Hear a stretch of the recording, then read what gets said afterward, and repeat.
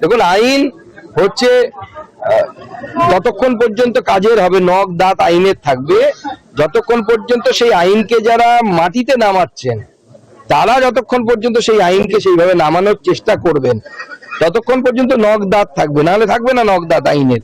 আপনি আইন আছে মানবেন না, কার কি করা আছে? এই ভোটের সময় আপনারা দেখেছেন সেই নির্বাচন কমিশন একের পর এক কড়া পদক্ষেপ নিচ্ছে, পুলিশকে এই করা উচিত, অমুক করা উচিত, তমুক করা উচিত, মানছে না। না মানলে পরে কার কি করা আছে? আমি কালকে অভিযোগ তুলেছিলাম যে প্রাক্তন আমাদের মুখ্য সচিব তিনি ছিলেন হচ্ছে বৈঠকে হাইকোর্টের, ওনারা বলছেন না চিফ সেক্রেটারি বলেছিলেন তাই।